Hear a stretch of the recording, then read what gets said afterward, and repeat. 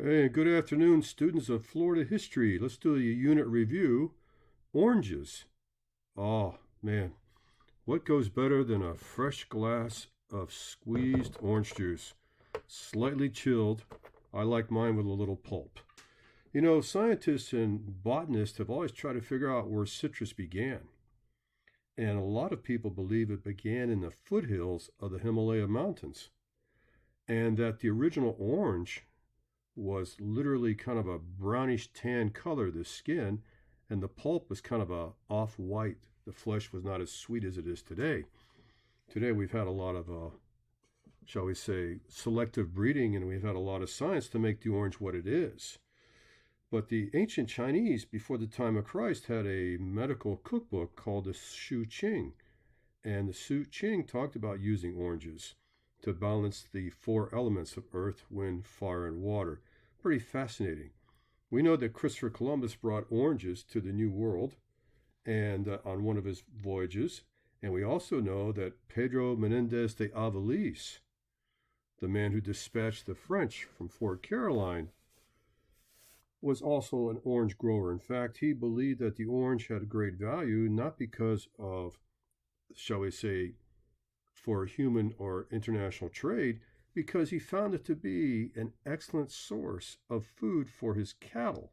Yeah, he found out that some of his swine and his cattle would eat the rinds. And it's interesting, if you go through the history of the orange, we know that in the Roman Empire, that the wealthy would literally boil the orange peels in these beautiful vases, if you will, of boiling oil to give the house a scent of fresh citrus before they had their big luxurious parties. Okay. So, you know, Florida was perfect for this sort of thing because in 1579, right, Florida has proven that it can grow everything from figs to pomegranates, oranges, grapes, and they can grow in great quantities. But it's going to take a while before the orange catches on. All right. So, guys, you know, when you talk about the French in Florida, they've always had a presence here in America. And there was one particular gentleman by the name of Ode Philippe. And if you go to Marion County, you're going to see that that's where the British really took advantage of the orange crops there. You know, the French had always been playing with this sort of thing in the Caribbean, but the British are going to be the ones going to really turn into a cash crop. Because in those days, the whole idea of shipping oranges was to ship them in these large wooden barrels where they can contain their freshness.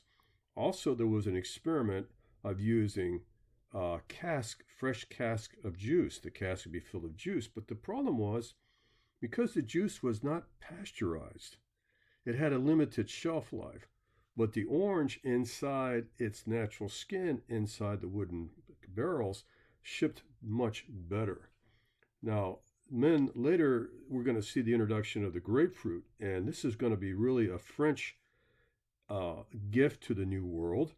And it's interesting that some of Ode Philippe's original grapefruits, the trees lived all the way until 1925. And a lot of the Ode's relatives still live in Tampa, and they're his marker. All right, now the citrus industry develops. If you look at the American flag, you can tell that this is 1821.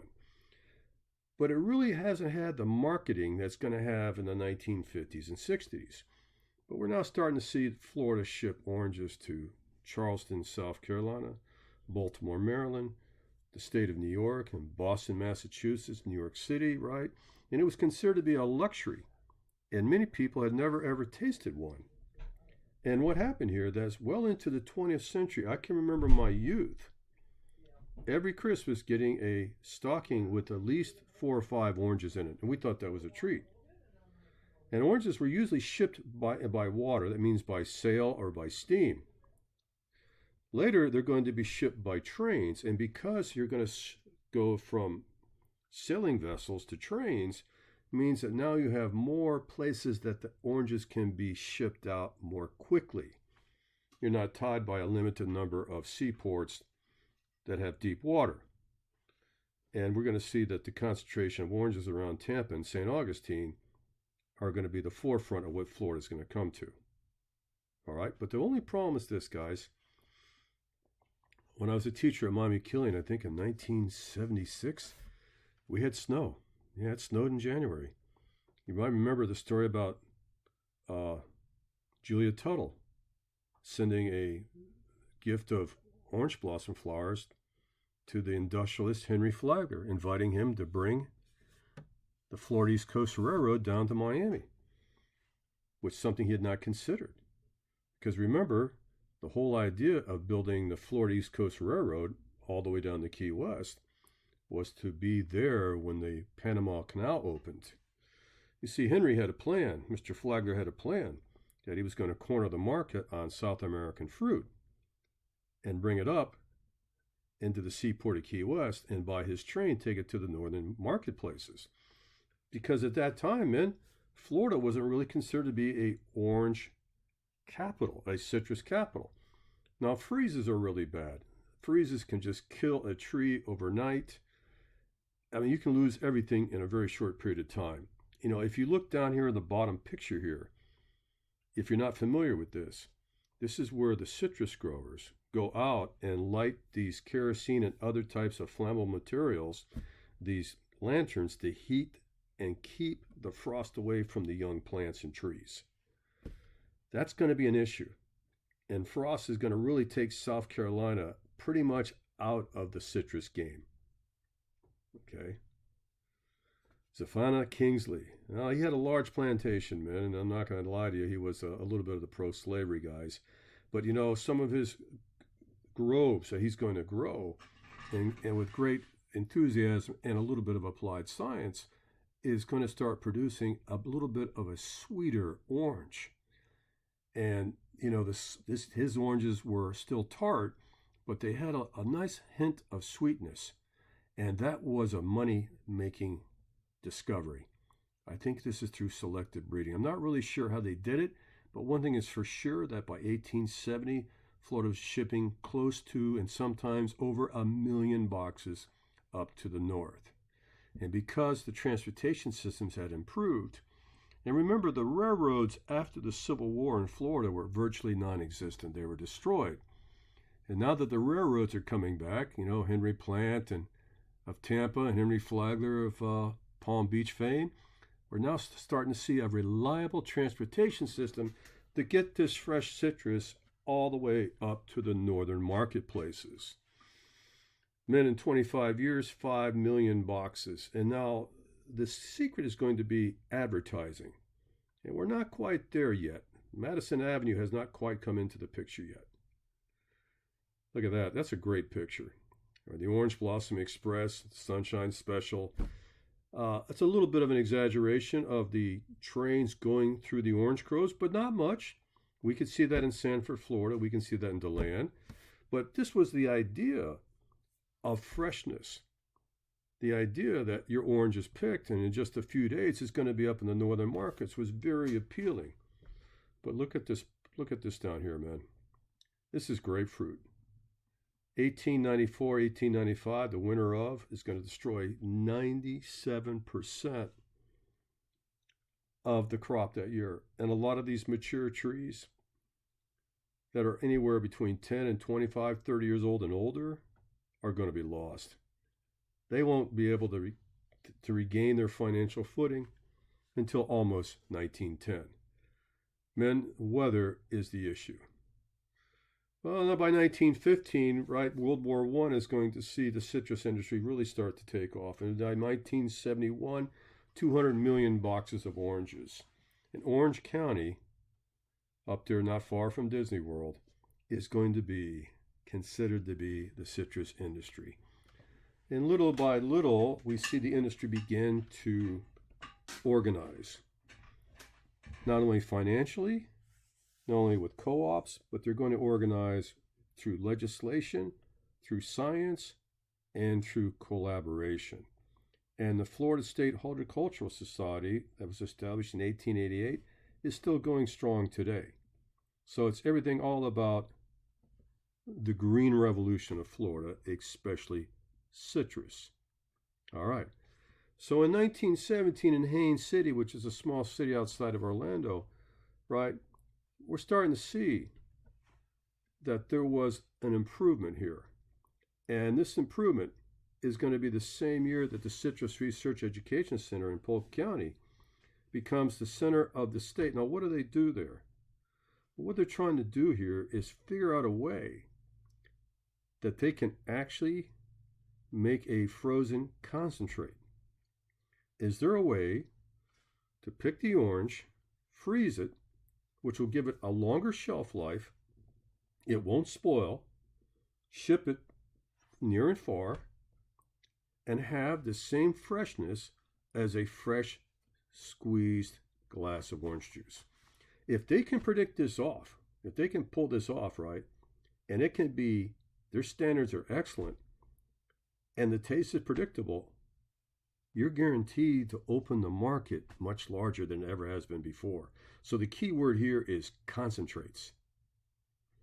Dr. Philip Phillips, I believe there's a high school up there. I think my cross-country team used to run against him back in the day. Well, Dr. Philip Phillips actually was not a doctor. He preferred to be called that, even though he had no medical training. But you know what? Not only was his gift in research, it was also in advertising. Now, he came up with this thing called the flash process. And of course, it was secret, but the flash process had an ability that when you drank this orange juice, that was not, that wasn't freshly squeezed. It had the ability to taste fresher, even though it had been, in transit, because it didn't have that strange metallic aftertaste. And when he was able to do that, and he was able to control the acidity of the orange, he had a winner. In fact, he even got an endorsement from the American Medical Association that this was a healthy drink. Not only vitamin A, but vitamin C. And later we'll discover the importance of vitamin C through a guy by the name of Dr. Paul Linus, who actually discovered vitamin C's medicinal value. In fact, he's going to get the Nobel Prize for that. So Dr. Phillips was literally a genius when it came to research, but more importantly, into advertising. Now, gentlemen, I can remember as a young man growing up in Florida, going through Central Florida, where it seemed to be there be more orange trees than people. But in the 1980s, things began to change. Yeah, they really did. Weather patterns, people's preferences for other types of juices. And we're going to see that Brazil has become a major player. In fact, Brazil today is still a major player. If you go to the grocery store and you read the labels, you will see that a lot of the orange juices are not 100% from Florida. Some of the orange juices from Florida are actually mixed in with Brazilian oranges, and a lot of them are just simply from Brazil itself. Now, this is going to really put a dent into the Florida orange grove society. A lot of the farmers are going to lose their dominant position, and they're going to see some hard times. Now, we're still going to be pretty good in grapefruit, but tangerines, oranges, South America is a serious contender. When I was a young man in the 1970s coming out of high school, I remember going to the Citrus Tower. And as far as the eye could see, there was nothing but citrus. Little dots of orange everywhere. 26, 27 stories high, it was quite a treat to go there. But men, in the 1980s, because of tree killing frost, a lot of the local families have been growing oranges for generations, decided to get out of the business. They decided to take these lucrative offers from developers, and literally, it seemed to be overnight, thousands of orange acres disappeared and were replaced by cinder block houses, shopping centers, medical facilities, you name it. If you go to the Florida Citrus Tower today, you will see asphalt and concrete. You will no longer see this picture. That's all changed. The entire dynamic of Central Florida has changed. This is Tropicana. Anthony Rossi came to America from Italy, and he was a very religious man. He was raised Catholic, but later joined the Protestant church, and he was considered to be a mover and a shaker. Now, the funny thing about it is that he started his industry by selling citrus gift baskets. You know, you go up the highway, you're going back to New York, you want to bring your parents something nice, they gave you a nice basket full of Florida citrus. You know what? It was quite a treat. But he really is going to be the man who comes through with the idea of pasteurization. And pasteurization is to keep the orange juice fresh, where it can be literally bottled without refrigeration. It can be transported, and there is not a concern about spoilage. Now, it's not perfect. Pasteurization is not perfect, but it was definitely a step up. In fact, his genius is going to lead him to be able to sell his company to Beatrice Foods, which is one of the largest in the United States. Later, Seagram's is going to get a hold of him, and then later, Pepsi-Cola is going to get a hold of him. Yeah. You'd be surprised how many things Pepsi-Cola and Coca-Cola own. Everything from drinking water to juices. I mean, they're a very multifaceted company. All right, so Tropicana. Interesting. Minute Maid. Guys, this is Bing Crosby. This is back in the 1940s and 50s and 60s. Bing Crosby was not only a famous movie actor, he was also a very famous singer.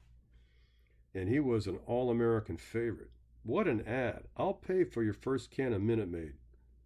And they did, too. So the whole idea of Minute Maid was, with World War II coming, would it be possible to turn oranges into a powder? A powder that could be shipped to the troops in Europe, and a powder that could be shipped to the troops in the Pacific Theater. Minute Maid, right, was well on its way to discovering an effective way to do this when World War II ended. The atomic bombs were dropped. Japanese surrendered on the deck of the USS Missouri in 1945, and there was no need again at that particular moment for powdered orange juice. Well, out of this, guys, all right, is going to be a small company called Minute Maid, and they're going to literally become a very, very large company. And their company will also be bought by Coca-Cola.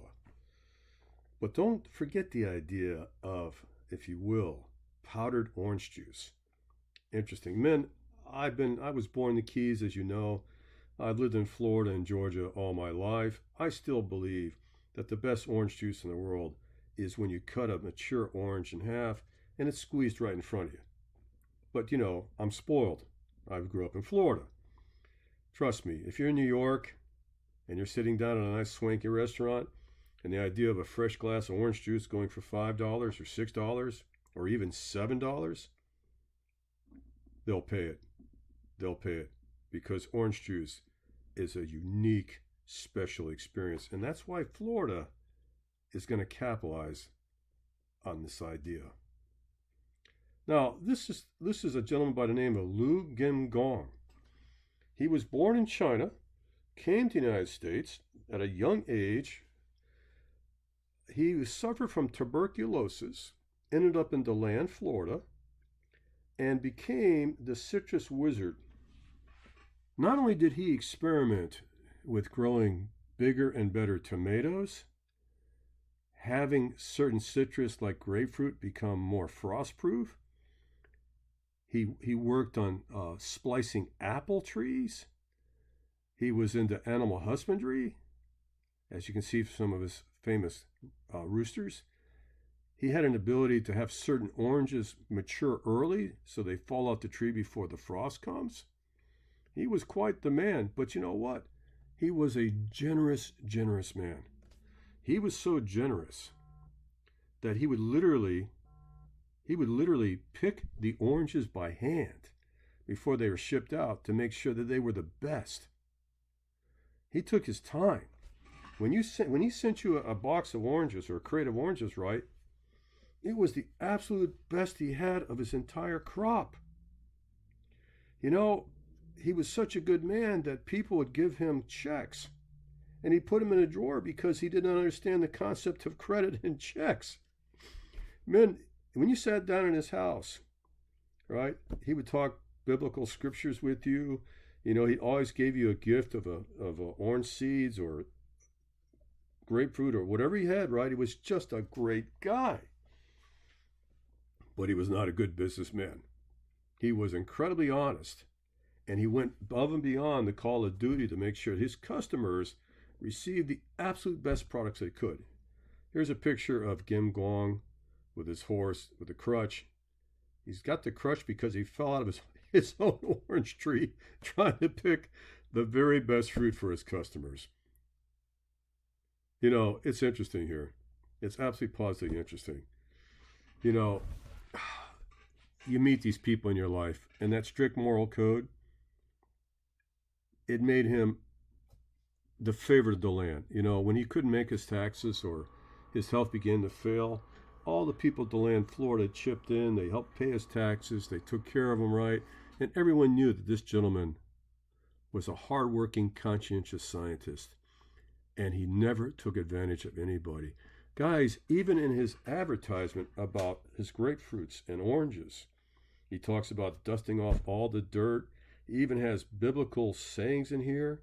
He talks about Confucius and morality, right? He was the man. He must be the man because if you go to DeLand, Florida, you see his image everywhere. Men, today, the United States Department of Agriculture has a special award called the Gem Gong Award. And he is considered by the state of Florida to be an outstanding citizen. Yeah, Florida does that. The government of Florida will issue this decree that you're an outstanding Floridian, and that's like the Hall of Honor. That's like you're one of Florida's sons. You're like you're the man. And so Gem Gong never made any profit, lived very simply, but his science of splicing and getting frost-proof fruit. You know, no fruit is 100% frost-proof, but his was very, very resistant. Changed the direction of Florida. So next time you have a glass of orange juice, think about these pioneers such as Gem Gong, Minute Maid, Tropicana, and go all the way back to the times of the early days, all the way back to Christopher Columbus and Pedro Menendez de Aviles. Wow. I think I'm going to go have a glass of orange juice right now. Okay, men, hope you enjoyed this. I always invite your observations, critiques, and if you can send me anything that can improve my slides, when I do my revisions this summer, I will make sure I include it. Have a wonderful day, and we will see you soon.